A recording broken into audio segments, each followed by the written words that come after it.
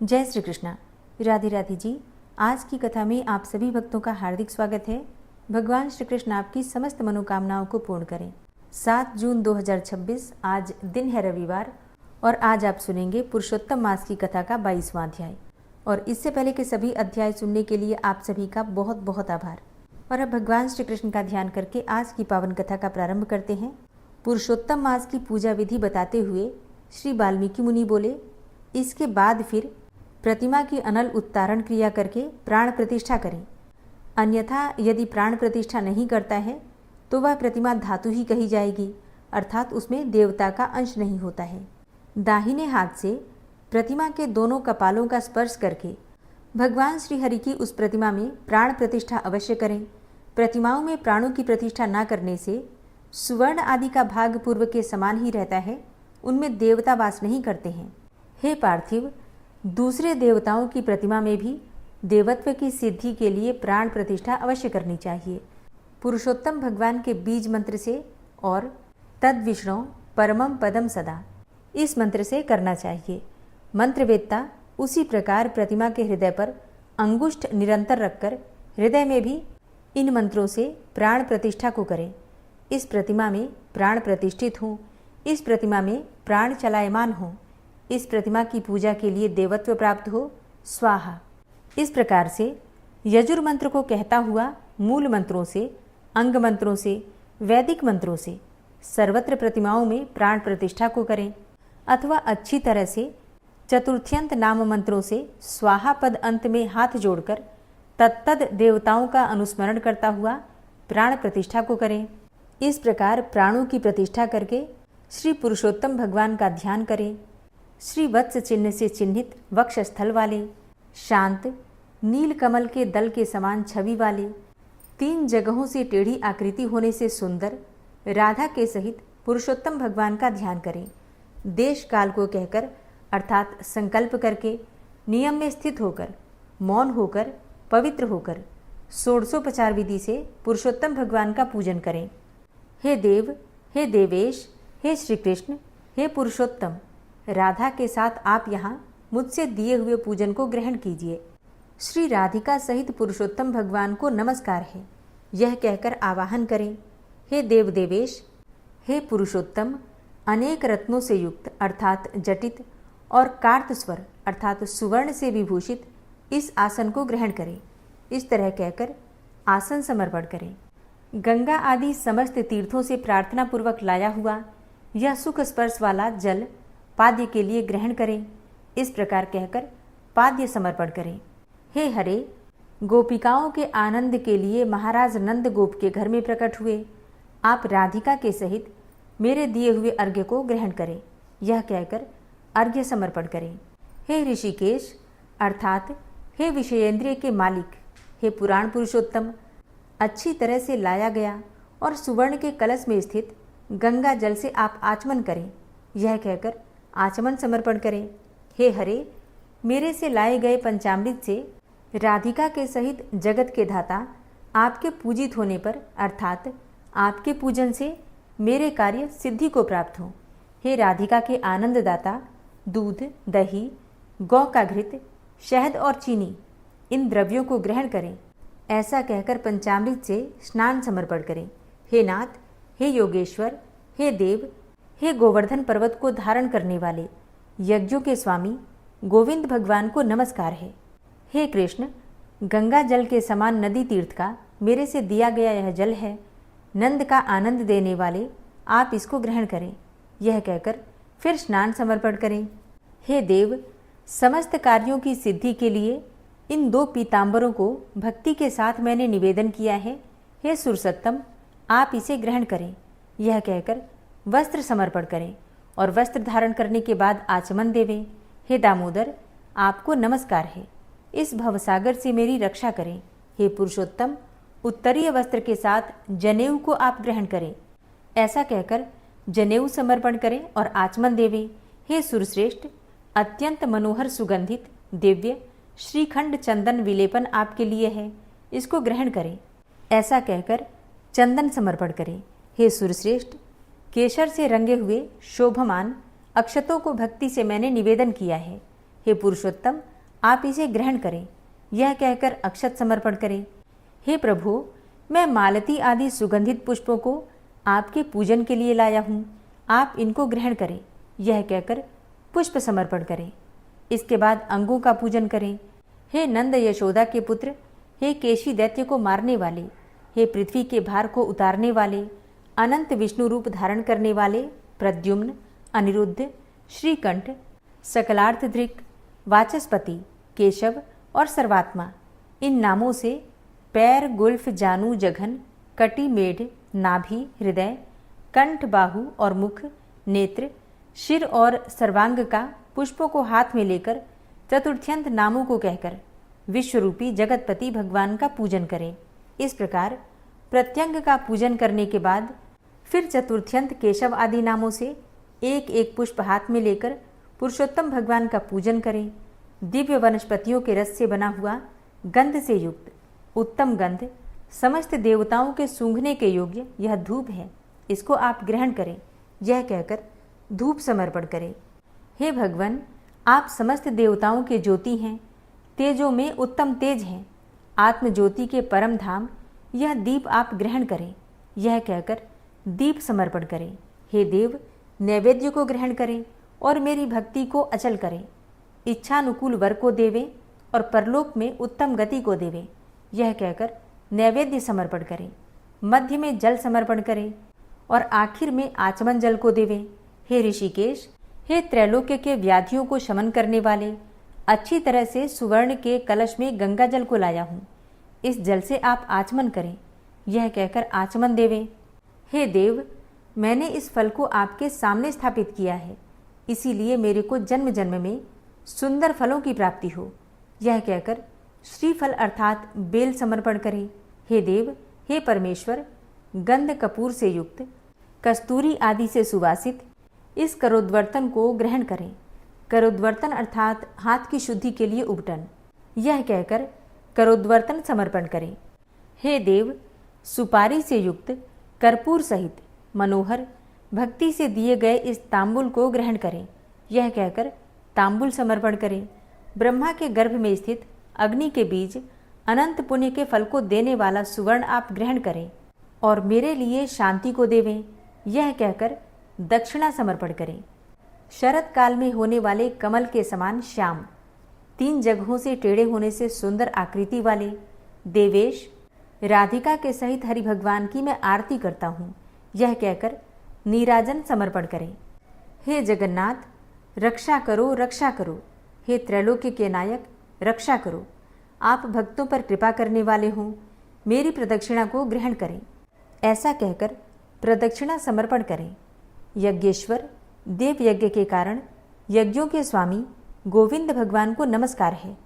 यह कहकर मंत्र पुष्पांजलि समर्पण करें। हे विश्वेश्वर, हे विश्वरूप, हे विश्व के उत्पन्न करने वाले, हे विश्व के स्वामी, हे नाथ, हे गोविंद, आपको नमस्कार है, नमस्कार है। ऐसा कहकर नमस्कार समर्पण करें। मंत्रहीनम क्रियाहीनम, इस मंत्र से पुरुषोत्तम भगवान को क्षमापन समर्पण करके स्वाहांत नाम मंत्रों से प्रतिदिन तिल से हवन करें। पुरुषोत्तम मास पर्यंत घृत का अखंड दीप समस्त फल की सिद्धि के लिए और पुरुषोत्तम भगवान के प्रीत्यर्थ समर्पण करें। यस्य स्मृत्या च नामोक्त्या तपो यज्ञ क्रियादिषु, इस मंत्र से जनार्दन भगवान को नमस्कार करके प्रमादात कुर्वताम कर्म, इस मंत्र से जो कुछ कमी रह गई हो उसको संपूर्ण करके सुखपूर्वक रहें। इस प्रकार जो इस पृथ्वी तल पर मनुष्य शरीर प्राप्त करके पुरुषोत्तम मास के आने पर वैष्णव ब्राह्मण को आचार्य बनाकर मेघ के समान श्याम वर्ण वाले राधा के सहित श्री पुरुषोत्तम भगवान का हर्ष और भक्ति के साथ प्रतिदिन पूजन करेगा, वह इस पृथ्वी के अतुल समस्त सुखों को भोग कर बाद में परम पद को जाएगा। हरे कृष्णा। आज की कथा का यहीं पर समापन करती हूँ। इसके आगे का वृतांत आप सुनेंगे कल की कथा में। पहले ऐसा होता था कि यदि कोई व्यक्ति सबकी गायें चराता तो गांव के लोग उसके घर में अन्न इत्यादि भिजवा देते थे और अपनी गायें भी उसे चराने के लिए दे देते थे। ऐसे व्यक्ति को ग्वाला या फिर चरवाहा कहा जाता था। वह सैकड़ों लोगों की गायें चराता था और उसके घर अन्न और जो भी आवश्यक सामग्री होती है भिजवा दी जाती थी। लोगों के द्वारा। तो ऐसा ही एक व्यक्ति था जिसका नाम था गोपाल, और गोपाल एक चरवाहा था। ना तो वो एक अक्षर पढ़ा लिखा था और ना ही उसने कभी भगवान का नाम लिया या फिर कोई धार्मिक चर्चा इत्यादि सुनी थी। उसका परमार्थ से कोई संबंध नहीं था। वह बस गायें चराता और जंगल में रहता। उसकी पत्नी उसे भोजन पहुंचा देती थी और गांव वाले उसका परिवार चलाने के लिए उसे सामग्री इत्यादि दे देते थे। क्योंकि वो सबकी गायें चराता था तो गांव वाले उसकी सारी ज़रूरतों का ध्यान रखते थे। ना तो उसे किसी धर्म का ज्ञान था और ना साधना का। एक दिन उसने देखा कि जंगल से संतों की एक मंडली जा रही है जो श्री राम जय जय राम का कीर्तन कर रही थी। उनके कीर्तन को सुनकर उसे बड़ा आनंद आया। उसे लगा कि संतजन कितने भाव विभोर होकर झूम झूम कर गा रहे हैं। उसने किसी से कोई बात नहीं की, बस उनके कीर्तन की धुन और नाम पकड़ लिया। वह पूरा कीर्तन तो नहीं सुन पाया, लेकिन राम नाम उसे याद रह गया।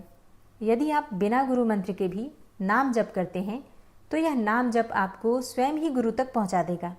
गोपाल की आयु लगभग 50 वर्ष की थी। उसने कभी कोई तीर्थ यात्रा नहीं की, कोई धार्मिक कार्य नहीं किया, कोई शास्त्र नहीं पढ़ा और ना ही कभी कोई सत्संग सुना, कुछ भी नहीं। लेकिन अब उसे अलौकिक रूप से नाम में मिठास महसूस होने लगी थी।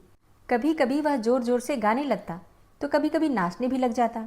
जब वह इस तरह से नाचता गाता तो आसपास के लोग तो उसका उपहास करते थे। लोग कहते, ऐसा करने से क्या मिलने वाला है, नाम जप से क्या हो जाएगा।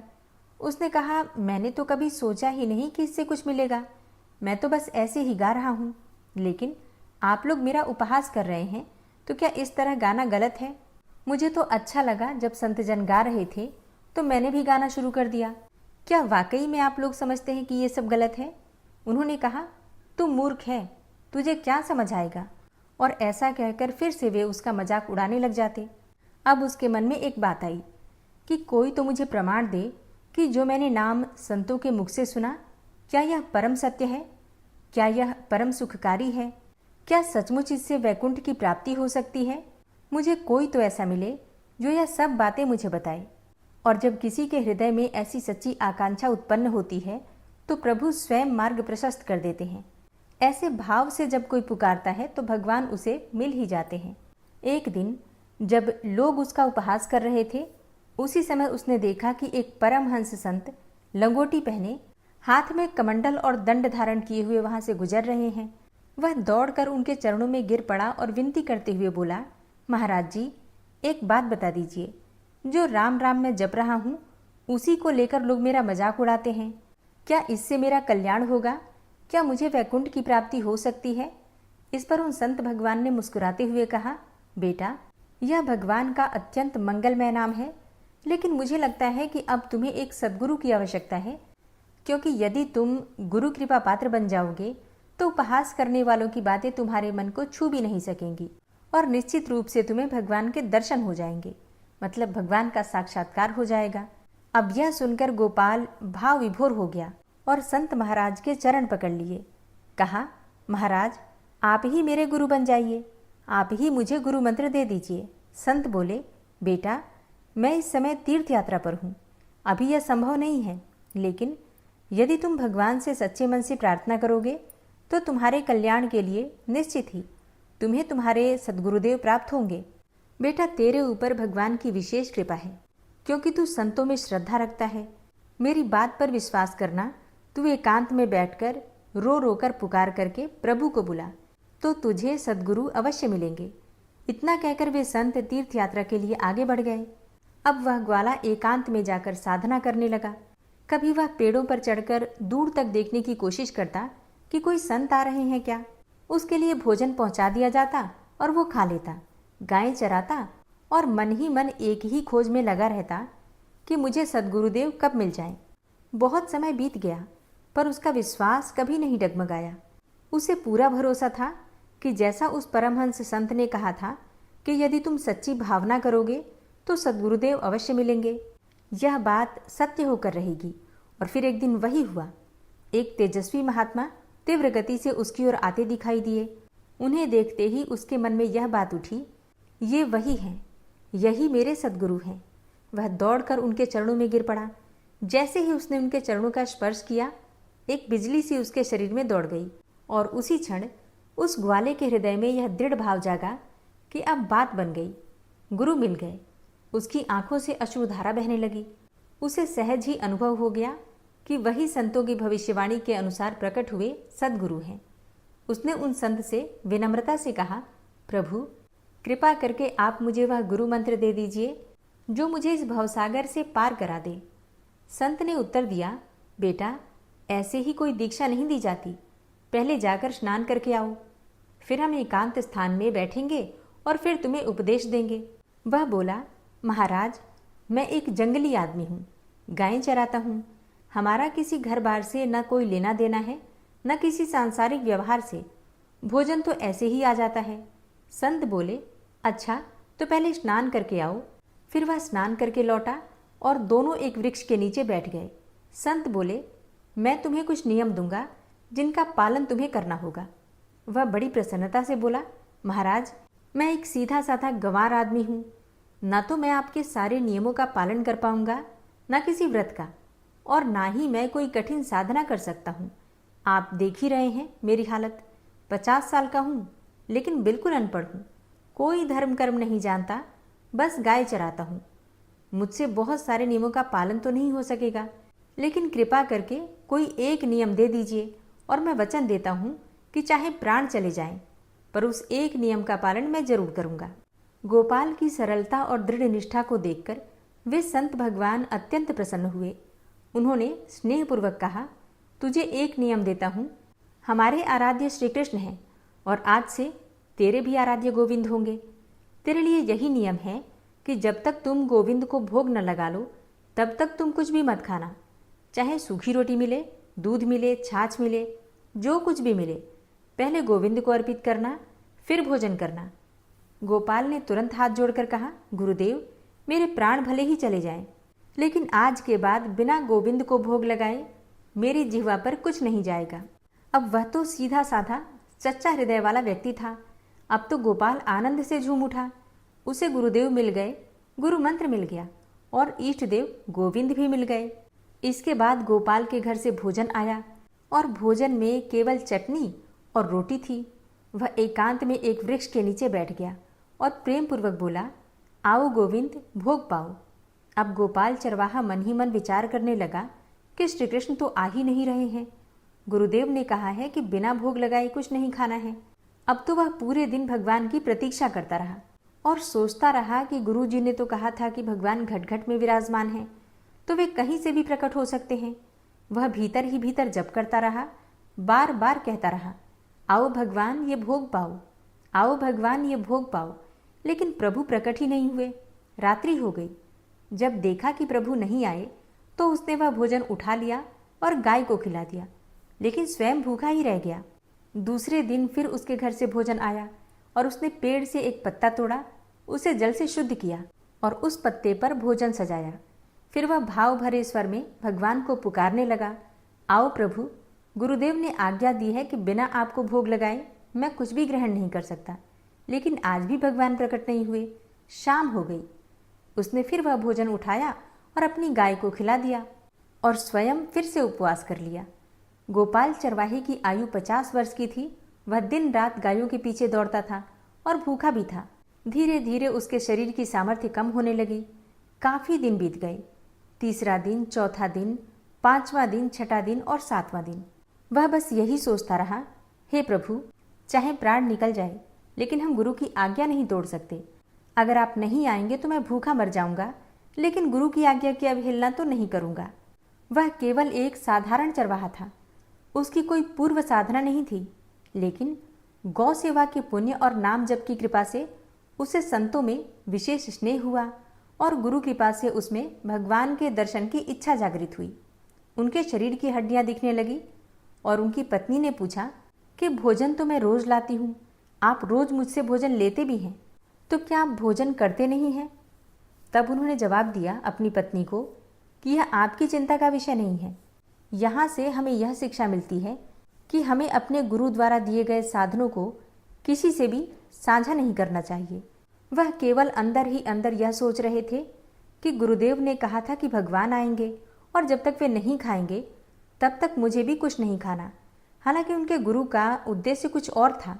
गुरुदेव का कहना था कि आप भगवान को भोग लगाकर खाइए और भजन कीजिए, तो गुरु मंत्र के प्रभाव से आपके मानस पटल पर भगवान के दर्शन होंगे।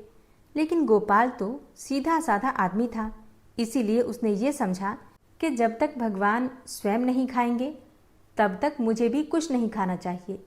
अब तो 18 दिन बीत गए। गोपाल ने कुछ नहीं खाया, कुछ नहीं पिया।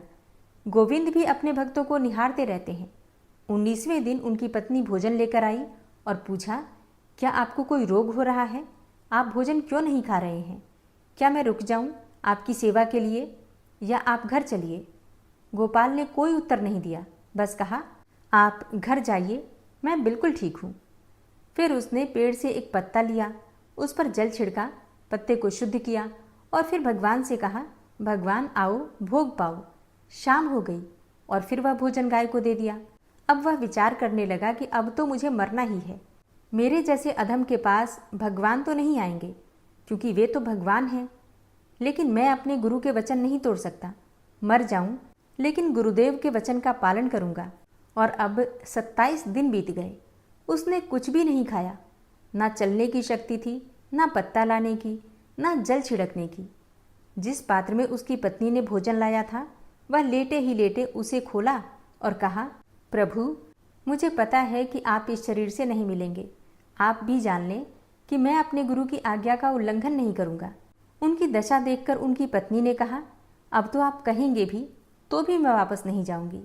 आपकी स्थिति मुझसे देखी नहीं जा रही। गोपाल ने इशारे से कहा, बस आज तुम चली जाओ, आज भर के लिए जाओ, फिर कल से जैसी तुम्हारी इच्छा। उसने महसूस किया कि आज शायद मेरे प्राण निकल जाएंगे, इसीलिए पत्नी से कहा कि आज तुम जाओ, फिर कल से जैसा तुम्हारा मन हो। गोपाल के आंसू लगातार बह रहे थे। वह लेटे लेटे रो रहा था। धीरे से उसने भोजन का पात्र खोला, भोग को प्रभु को अर्पित करते हुए भीतर ही भीतर कहा, प्रभु अब या तो स्वयं आकर इस भोग को ग्रहण कर लो या मुझे अपने धाम बुला लो। वहाँ मुझे अपने हाथों से खिला देना, यह मेरा अंतिम भोग है। तभी उसे एक स्वर सुनाई दिया, गोपाल। उसने चौंक कर आंखें खोली और जैसे ही दृष्टि उठी, वही पीतांबर, वही मोर मुकुट, वही मुरली, वही करधनी, वही नुपुरों की झंकार, वही ललित त्रिभंगी रूप। जैसा गुरुदेव ने बताया था वैसा ही अनुपम सौंदर्य लेकर प्रभु श्री कृष्ण गोपाल के समक्ष खड़े थे। न कोई गाय उन्हें देख पा रही थी, न कोई और चरवाहा। केवल गोपाल ही प्रभु के उस दिव्य रूप को देख पा रहा था, क्योंकि भगवान जब किसी से मिलते हैं तो पहले उसे दिव्य दृष्टि प्रदान करते हैं। उसने सामने देखा, श्री कृष्ण खड़े हैं। वही ललित त्रिभंगी रूप, वही अनुपम सौंदर्य, वह दिव्य आभा जिसका कोई वर्णन संभव नहीं। तेज इतना कि गोपाल की आंखें टिक न सकी। वो आंखें बंद कर गया और तब देखा मानस पटल पर भी वही भगवान विराजमान है। फिर आंखें खोली तो वही प्रभु सामने साक्षात खड़े थे। गोपाल ने कांपते हुए संकेत किया, प्रभु मुझसे नहीं होगा, मैं तो लाचार हूँ, आप ही कृपा करके निकट आ जाइए। तब प्रभु ने इशारा पढ़ लिया और उसी क्षण स्वयं गोपाल के समीप आ गए। गोपाल ने अपने अश्रुपूरित नेत्रों से प्रभु को देखा और फिर झुककर अपने मस्तक को प्रभु के चरणों में रख दिया। आंखों से बहते अश्रु अब प्रभु के चरण धो रहे थे। प्रभु ने उसे उठाया और अपने हृदय से लगा लिया। उसी क्षण गोपाल का कृशकाय शरीर पुष्ट हो गया। उसके अंदर बाहर का सारा दुख, संताप और क्लेश समाप्त हो गया। भगवान बोले, प्यारे गोपाल, अब तू रो मत। देख, मैं तेरे प्रेम में पगी हुई जो सूखी रोटियां हैं अभी पाता हूँ। भगवान बैठ गए और उसके घर की जो सूखी रोटियां थी उसे ही भोग स्वरूप में पाने लगे। प्रभु बोले, गोपाल, मुझे त्रिभुवन का कोई भी भोग प्रसन्न नहीं कर सकता। मैं ऐसे ही प्यार भरे अन्न की चाह रखता हूँ। जो सच्चे हृदय से मुझे पुकारता है मैं अवश्य उसको मिलता हूँ। जो प्रेम पूर्वक मुझे खिलाता है मैं अवश्य उसका भोग पाता हूँ। मैं किसी भी वस्तु का कभी भी भूखा नहीं हूँ। अब तेरे जीवन में कभी दुख का लेश नहीं रहेगा। तू अब घर जा और अब किसी की गाय चराने की कोई ज़रूरत नहीं है। कुल परंपरागत तेरे कुल में लक्ष्मी बढ़ती ही रहेगी। तुझे कुछ करने की भी ज़रूरत नहीं है। गोपाल समझ ही नहीं पाया और भगवान हंसते हंसते अंतर्ध्यान हो गए। अभी गोपाल मन भर के प्रभु को देख भी नहीं पाया था और कुछ कह भी नहीं पाया था और भगवान अंतर्ध्यान हो गए। अब तो वह चिल्ला चिल्ला कर रोने लगा और विवश होकर आंखें बंद की तो देखा कि प्रभु उसके मानस पटल पर छाए हुए थे। वह राजी हो गया कि अब तो मेरे प्रभु ऐसी जगह विराजमान हो गए जहां कोई उन्हें देख भी नहीं पाएगा और हम रोज उनसे बातें करेंगे और रोज उनका दर्शन भी करेंगे। गोपाल चरवाहे के जीवन से हमारे लिए क्या सीख है? गोपाल एक गांव का गाय चराने वाला था। उसे न तो किसी धर्म कर्म का ज्ञान था, न भक्ति का और न ही शास्त्रों का। फिर भी भगवान उससे मिलने आए और उसे हृदय से लगा लिया, क्योंकि भगवान को दैन्यता बहुत प्रिय है और जो सद्गुरुदेव की आज्ञा का पालन करते हैं उनमें दैन्यता निश्चित रूप से आ जाती है और अहंकार गलित हो जाता है। भगवान ने गोपाल से कहा कि मुझे त्रिभुवन का कोई भी भोग प्रसन्न नहीं कर सकता। जिन्हें यह भ्रम है कि हम अधर्म से कमाकर 56 भोग लगाकर प्रभु को प्रसन्न कर लेंगे, वे प्रभु की इस बात को अच्छे से समझ लें। कभी एकांत में प्रेम से रोकर उन्हें खिलाकर देखो, चाहे आप एक छोटी सी कटोरी में थोड़ी सी सब्जी और 2 रोटियां ही ले लो। लेकिन यदि दैन्य भाव से कहो, हे नाथ, कहाँ आप और कहाँ मैं आपको कुछ कैसे खिला सकता हूँ, बस यही कहते जाओ और बीच बीच में जल पिलाओ। जैसा भाव आप रखेंगे वैसा ही व्यवहार प्रभु आपके साथ करेंगे। मानो कि गोपाल के बहाने से प्रभु हमसे कह रहे हों कि उन्हें वास्तव में क्या चाहिए। हम तत्कालिक वर्तमान दुख को तो मिटा सकते हैं, लेकिन संपूर्ण दुखों का नाश केवल नाम जप से ही संभव है। देखो, गोपाल ने जब संतों की वाणी सुनी और राम राम का जप शुरू किया तो उसे गुरु मिल गए, और जब उसने गुरु की आज्ञा का पालन किया तो उसे भगवान की प्राप्ति हुई। धैर्य धारण करो, चाहे कितना भी कष्ट आए। अब पीछे मत हटो, फिसलो मत। माया अपने पार्षदों को भेजेगी, पर जिस व्यक्ति, वस्तु या स्थान से प्रभु का चिंतन छूटे उसे कभी भी स्वीकार मत करना। भाई जी श्री हनुमान प्रसाद पोद्दार जी कहते हैं कि प्रभु मुझे बुद्धिहीन बना दो। यह जो बहुत अधिक बुद्धि चलती है ना, इसकी कोई आवश्यकता नहीं है। प्रभु हमारे हैं और हम प्रभु के हैं।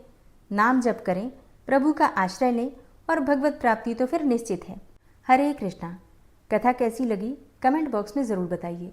ओम विश्वं विष्णुर्वषट्कारो भूत भव्य भवत् प्रभु भूतकृत भूतभृत भावो भूतात्मा भूतवाहन भूतात्मा परमात्मा च मुक्तानां परमागति अव्ययः पुरुषः साक्षी क्षेत्रज्ञो अक्षर एव च योगो योग विदां नेता प्रधान पुरुषेश्वरः नारसिंह वपुः श्रीमान केशवः पुरुषोत्तम सर्वः शर्वः शिवस्थाणुर्भूतादिर्निधिर्व्ययः संभवो भावनो भर्ता प्रभवः प्रभुरीश्वरः स्वयंभू शंभुरादित्यः पुष्कराक्षो महास्वनः अनादिनिधनो धाता विधाता धातुरुत्तमः अप्रमेयो ऋषिकेश पद्मनाभो अमरप्रभु विश्वकर्मा मनुस्त्वष्टा स्थविष्ठः स्थविरो ध्रुवः अग्राह्यः शाश्वतः कृष्णो लोहिताक्षः प्रतर्दन प्रभूतस्त्रिककुब्धाम पवित्रं मङ्गलं परम् ईशानः प्राणदः प्राणो ज्येष्ठः श्रेष्ठः प्रजापति हिरण्यगर्भो भूगर्भो माधवो मधुसूदनः ईश्वरो विक्रमी धन्वी मेधावी विक्रमः क्रमः अनुत्तमो दुराधर्षः कृतज्ञः कृतिरात्मवान् सुरेशः शरणं शर्म विश्वरेताः प्रजाभवः अह संवत्सरो व्यालः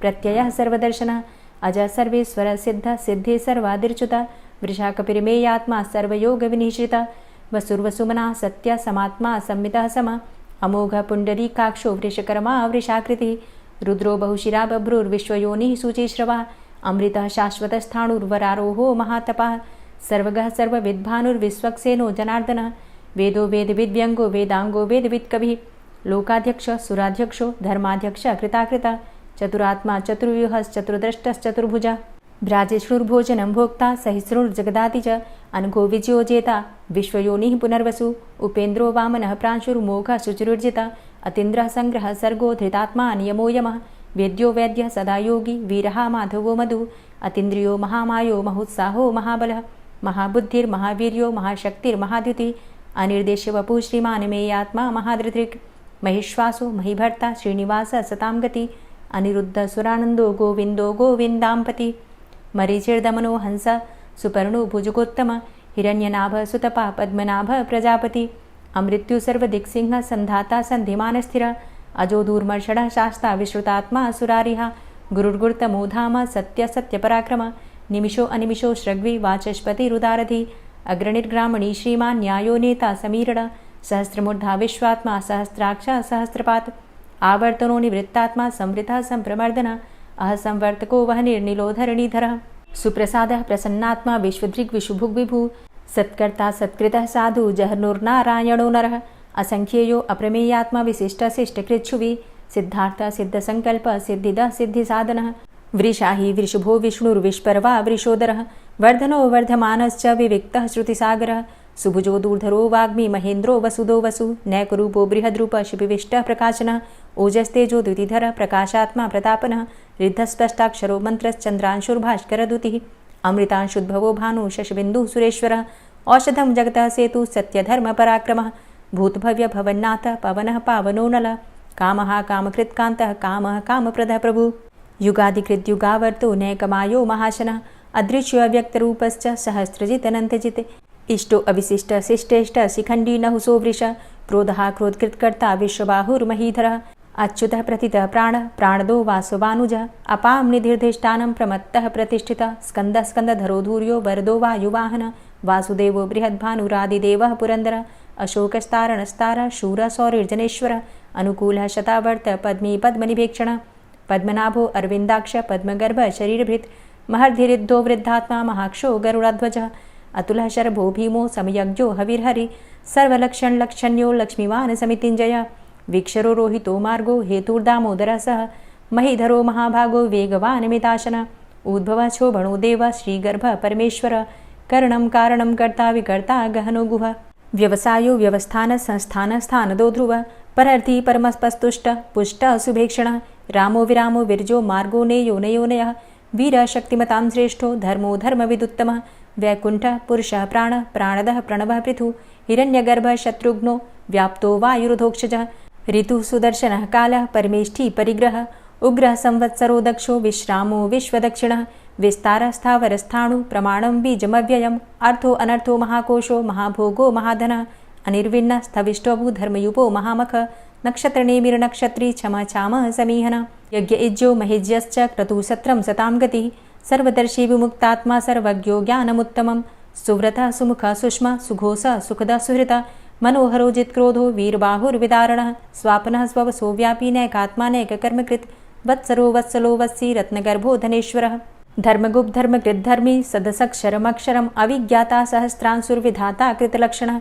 गभस्तिनेमिः सत्त्वस्थः सिंहो भूतमहेश्वरः आदिदेवो महादेवो देवेशो देवभृद्गुरुः उत्तरो गोपतिर्गोप्ता ज्ञानगम्यः पुरातनः शरीरभूतभृद्भोक्ता कपीन्द्रो भूरि दक्षिणः सोमभो अमृतपः सोमः पुरुजित पुरुषोत्तमः विनयोजयः सत्यसन्धो दाशाः सात्वतां पतिः जीवो विनयिता साक्षी मुकुन्दो अमितविक्रमः अम्भो निद्रणन्तात्मा महोदधीशयोऽन्तकः अजोमहारः स्वाभाव्यो जितामित्रः प्रमोदनः आनन्दो नन्दनो नन्दः सत्यधर्मा त्रिविक्रमः महर्षि कपिलाचार्यः कृतज्ञो मेदिनीपतिः त्रिपदस्त्रिदशाध्यक्षो महाशृङ्गः कृतान्तकृत् महावराहो गोविन्दः सुखेणः कनकाङ्गदी गुह्यो गभीरो गहनो गुप्तश्चक्रगदाधरः वेधा स्वाङ्गो अजितः कृष्णो दृढः सङ्कर्षणोच्युतः वरुणो वारुणो वृक्षः पुष्कराक्षो महामनाः भगवान् भगानन्दी वनमाली हलायुधः आदित्यो ज्योतिरादित्यः सहिष्णुर्गतिसत्तमः सुधन्वा खण्डपरशुर्दारुणो द्रविडप्रदः दिविस्त्रिक्सर्वदृग्व्यासो वाचस्पतिर्योनिजः त्रिसामासामगः साम निर्वाणं भेषजम्भिषक्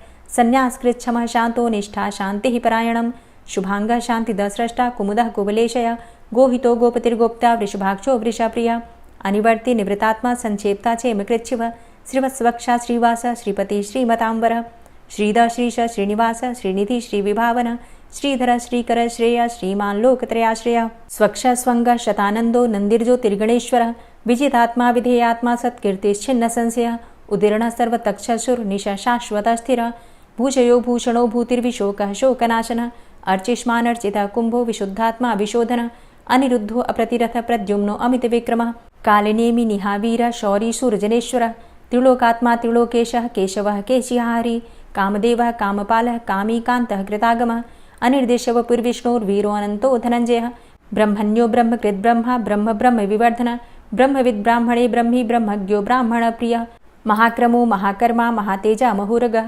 महाक्रतुर्महायज्वा महायज्ञो महाहवि स्तव्यः स्तव प्रियः स्तोत्रं स्तुतिस्तोतारणप्रियः पूर्णः पुरैता पुण्यः पुण्यकीर्तिर्नामयः मनोजवस्तीर्थकरो वसुरेता वसुप्रदः वसुप्रदो वासुदेव वसुर्वसुमनाहवि सद्गतिः सत्कीर्तिः सत्ता सद्भूतिः सत्परायणः शूरसेनो यदुश्रेष्ठः सन्निवासः सुयामुनः भूतावासो वासुदेवः सर्वासु निलयो नलः दर्पः दर्पदो दृप्तो दूर्धरोऽथा पराजितः विश्वमूर्तिर्महामूर्तिर्दीप्तमूर्तिर्मूर्तिमान् अनेकमूर्तिरव्यक्तः शतमूर्तिः शताननः एको नैकः सवः क किं यत्तत्पदमनुत्तमं लोकबन्धुर्लोकनाथो माधवो भक्तवत्सलः सुवर्णवर्णो हेमाङ्गो वराङ्गश्चन्दनाङ्गदी वीरः विषमः शून्यो घृताशीरचलश्चलः अमानीमानदो मान्यो लोकस्वामी त्रिलोकदृक् सुमेधा मेधजो धन्यः सत्यमेधा धराधरः तेजो वृषः द्वितिधरः सर्वशस्त्रभृताम्बरः प्रग्रहो निग्रहो व्यग्रो नैकशृङ्गो गदाग्रजः चतुर्मूर्तिश्चतुर्बाहुश्चतुर्व्यूहश्चतुर्गति चतुरात्मा चतुर्भावश्चतुर्वेदविदेकपात् समावर्तो अनिवृतात्मा दुर्जयो दुरतिक्रम दुर्लभो दुर्गमो दुर्गो दुरावासो दुरारिहा शुभांगो लोकसारंग सुतन्तुस्तन्तुवर्धन इंद्रकर्मा महाकर्मा कृतकर्मा कृतागमः उद्भवः सुन्दरः सुन्दो रत्ननाभः सुलोचनः अर्को वाजसनः शृङ्गी जयन्तः सर्वविजयी सुवर्णबिन्दुरक्षोभ्य सर्वभागीश्वरेश्वरः महाह्रदो महागर्तो महाभूतो महानिधि कुमुदः कुन्दरः कुन्दः पर्जन्यः पावनो नीलः अमृताशो अमृतवपुः सर्वज्ञः सर्वतोमुखः सुलभः सुव्रतः सिद्धः शत्रुजित् शत्रुतापनः न्यग्रोधो दुम्बरो अस्वस्थश्चाणुरान्ध्रनिषूदनः सहस्रार्चिः सप्तजिह्वः सप्तैधा सप्तवाहनः अमूर्तिरणघो अचिन्त्यो भयकृद्भयनाशनः अणुर्बृहत् कृशस्थूलो गुणभृन्निर्गुणो महान् अधृतः स्वधृतः स्वास्य प्राग्वंशो वंशवर्धनः भारभृति कथितो योगी योगी स सर्वकामद आश्रम श्रमण छाम सुपर्णो वायुवाहन धनुर्धरोर्धनुर्वेदो दण्डोदमयितादम अपराजितः सर्वसहो नियन्ता नियमो यमः सत्त्ववान् सात्विकः सत्य सत्यधर्मपरायण अभिप्रायः प्रियार्होर्ह प्रियकृत्प्रीतिवर्धनः विहाय सगतिर्ज्योति सुरुचिर्हुद्भुग्विभु रविर्विलोचनः सूर्य सविता रविलोचनः अनन्तो हुद्भुग्भोक्ता सुखदो नैकजोग्रज अनिर्विण्ण सदामर्षि लोकाधिष्ठानमद्भुतः सनात सनातन्तमः कपिलः कपिरप्यय स्वस्तिदः स्वस्तिकृत् स्वस्ति स्वस्तिभुक् स्वस्ति दक्षिण रौद्रः कुण्डली चक्रे विक्रमयुर्जित शासन शब्दातिगः शब्दशः शिशिरः शर्वरीकर अक्रूरः पेशलो दक्षो दक्षिणः क्षमिणाम्बर विद्वतमो वितभय पुण्यश्रवणकीर्तन उत्तारणो दुष्कृतिः पुण्यो दुःस्वप्ननाशन वीरः रक्षण सन्तो जीवनः पर्यवस्थितः अनन्तरूपो अनन्तसृर्जितमन्युर्भयापः चतुरश्रो गभीरात्मा विदिशो व्यादिशो दिश अनादिर्भूर्भुवो लक्ष्मीः सुवीरो रुचिराङ्गद जननो जन्मादिर्भीमो भीमपराक्रम आधारनीलयोधाता पुष्पहासः प्रजागर ऊर्ध्वगः सत्पथाचारः प्राणदः प्रणवपण प्रमाणं प्राणनीलयः प्राणभृत् प्राणजीवनः तत्त्वं तत्त्वविदेकात्मा जन्म मृत्यु जरातिगः भूर्भुवः स्वस्तरुस्तारः सविता प्रपितामहः यज्ञो यज्ञपतिर्यज्वा यज्ञाङ्गो यज्ञवाहन यज्ञभृद्यज्ञकृद्यज्ञ यज्ञभुग्यज्ञसाधन यज्ञान्तिकृद्यज्ञ गुह्यमन्यमन्नादेव च आत्मयोनिः स्वयं जातो वैखानः सामगायन देवकी नन्दन स्रष्टा क्षितिसः पापनाशन शङ्खभृन्नन्दकी चक्री शारङ्गधन्वा गदाधरः रथाङ्गपाणिरक्षोभ्य सर्वप्रहरणायुध ओम नमः इति। श्री राधा कृपा कटाक्ष स्तोत्र।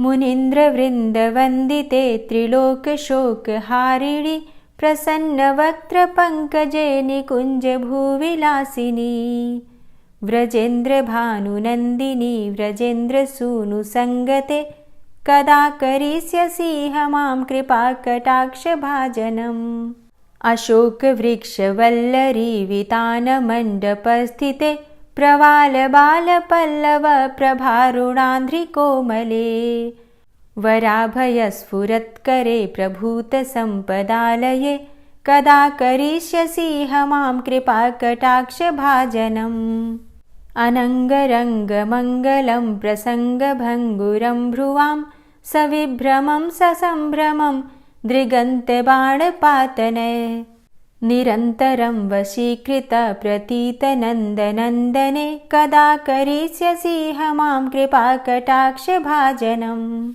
तडित्सुवर्णचम्पकप्रदीप्तगौरविग्रहे मुखप्रभापरास्तकोटिसारदेन्दुमण्डले विचित्रचित्रसञ्चरच्चकोरशावलोचने कदा करिष्यसि मां कृपाकटाक्षभाजनम् मदोन्मदादियौवने प्रमोदमानमण्डिते प्रियानुरागरञ्जिते कलाविलासपण्डिते अनन्यधन्यकुञ्जराज्यकामकेलिकोविदे कदा करिष्यसि मां कृपाकटाक्षभाजनम् अशेषहावभावधीरहीरहारभूषिते प्रभूतशातकुम्भकुम्भकुम्भिकुम्भसुस्तनि प्रशस्त मंद हास्य चूर्ण पूर्ण सौख्य सागरे कदा करिष्यसि मां कृपा कटाक्ष भाजनम्। मृणाल वाल वल्लरी तरंग रंग दौर्लते लताग्रलास्य लोल नील लोचनावलोकने ललल्लुलन्मिलन् मनोज्ञ मुग्ध मोहिनाश्रिते कदा करिष्यसि मां कृपा कटाक्ष भाजनम्। सुवर्ण मल्लिकाञ्चित त्रिरेख कम्बुकण्ठगे त्रिसूत्र मङ्गली गुण त्रिरत्न दीप्ति दीधिते सलोल नील कुन्तल प्रसून गुच्छ गुम्फिते कदा करिष्यसि मां कृपा कटाक्ष भाजनम्। नितम्ब बिम्ब लम्बमान पुष्प मेखला गुणे प्रशस्त रत्न किङ्किणी कलाप मध्य मञ्जुले करीन्द्र शुण्ड दण्डिकावरोह शोभ गोरुके कदा करिष्यसि मां कृपा कटाक्ष भाजनम्। अनेक मंत्रनाद मञ्जुनूपुरारवस्खलत् समाज राजहंस वंश निक्वडाति गौरवे विलोल हेम वल्लरी विडम्बि चारु चङ्क्रमे कदा करिष्यसि मां कृपा कटाक्ष भाजनम्। अनंत कोटि विष्णुलोक नम्र पद्मजार्चिते हिमाद्रिजा पुलोमजा विरिञ्चिजा वरप्रदे अपार सिद्धि रिद्धि दिग्ध सत्पदाङ्गुली नखे कदा करिष्यसि मां कृपा कटाक्ष भाजनम्। मखेश्वरी क्रियेश्वरी स्वधेश्वरी सुरेश्वरी त्रिवेद भारतीश्वरी प्रमाण शासनेश्वरी रमेश्वरी क्षमेश्वरी प्रमोद काननेश्वरी व्रजेश्वरी व्रजाधिपे श्रीराधिके नमोस्तुते। इतीममद्भुतं स्तवं निशम्य भानुनन्दिनी करोतु सन्ततं जनं कृपा कटाक्ष भाजनम्। भवेत्तदैव सञ्चित त्रिरूपकर्मनाशनं लभेत्तदा ब्रजेन्द्रसूनुमण्डल प्रवेशनम्। जय जय श्री राधे, जय जय श्री राधे। और अब आप सुनेंगे श्री तुलसी चालीसा। श्री तुलसी महारानी करूँ विनय सिरनाय, जो मम हो संकट विकट दीजे मात नशाय। नमो नमो तुलसी महारानी, महिमा अमित न जाए बखानी। दियो विष्णु तुमको सन्माना, जग में छायो सुयस महाना। विष्णु प्रिया जय जयति भवानी, तिहु लोक की हो सुख खानी। भगवत पूजा करे जो कोई, बिना तुम्हारे सफल न होई। जिन घर तव नहीं होय निवासा, उस घर कर ही विष्णु नहीं बासा। करें सदा जो तव नित सुमिरन, तेहि के काज होय सब पूरन। कार्तिक मास महात्म तुम्हारा, ताको जानत सब संसारा। तव पूजन जो करे कुंवारी, पावे सुंदर वर सुकुमारी। करे जो पूजा नित प्रति नारी, सुख संपत्ति से होय सुखारी। वृद्धा नारी करे जो पूजन, मिले भक्ति होवे पुलकित मन।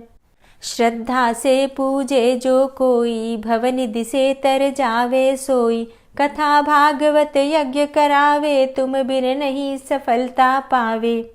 छायो तब प्रताप जग भारी, ध्यावत तुम्हीं सकल चित धारी। तुम्ही मात यंत्रन तंत्रन में, सकल काज सिद्धि होवे क्षण में। औषधि रूप आप हो माता, सब जग में तव यश विख्याता। देव ऋषि मुनि और तपधारी, करत सदा तव जय जयकारी। वेद पुराणन तव यश गाया, महिमा अगम पार नहीं पाया। नमो नमो जय जय सुख कारणि, नमो नमो जय दुख निवारणी। नमो नमो सुख संपत्ति देनी, नमो नमो अघ काटन चेनी। नमो नमो भक्तन दुख हरणी, नमो नमो दुष्टन मद छेनी।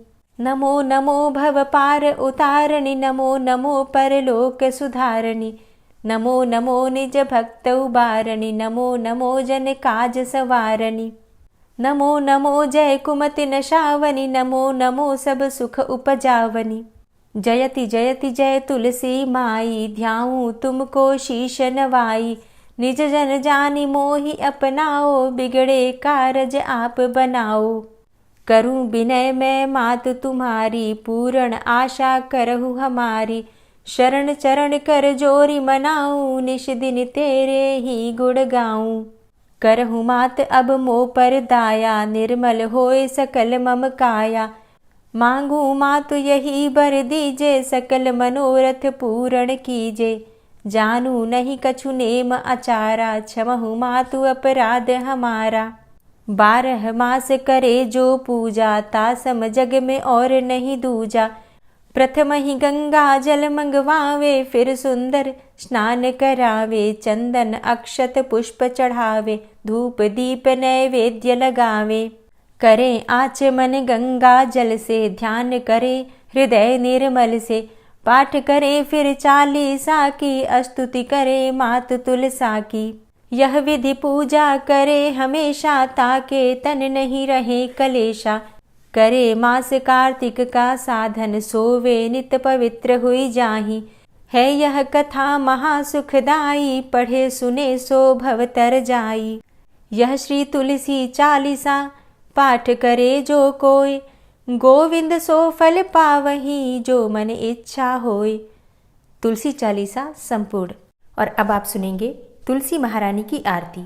तुलसी महारानी नमो नमो, हरि की पटरानी नमो नमो। तुलसी महारानी नमो नमो, हरि की पटरानी नमो नमो।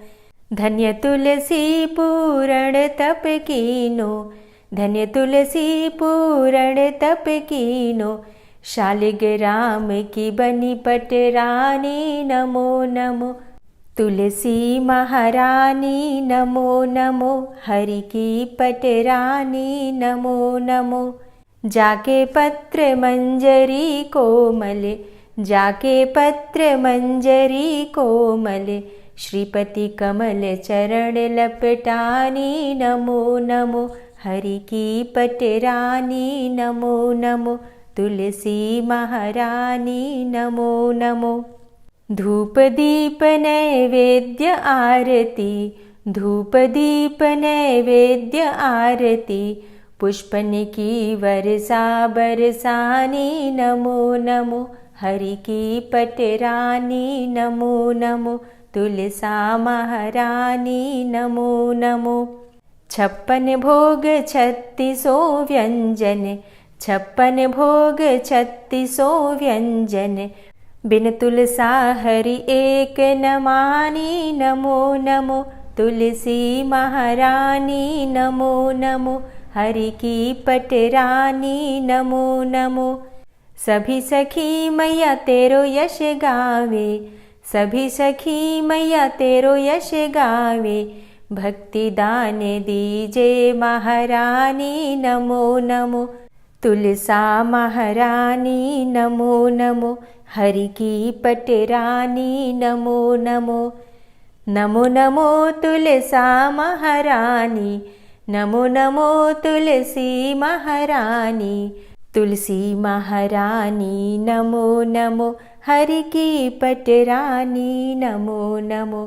तुलसी महारानी नमो नमो, हरि की पटरानी नमो नमो। प्रेम से बोलिए तुलसी मैया की जय। परमा एकादशी, निर्जला एकादशी और सोमवती अमावस्या की जानकारी चाहिए तो चैनल पर वीडियो अपलोड हो चुकी है, आप देख सकते हैं। आज की कथा पसंद आई हो तो वीडियो को लाइक कीजिए, शेयर कीजिए और चैनल पर पहली बार आए हैं तो सब्सक्राइब करके बेल आइकन को ज़रूर प्रेस कर लीजिए अगर आपको आज की वीडियो अच्छी लगी है तो। मिलती मैं आपसे अगली वीडियो में, तब तक के लिए जय श्री राधे।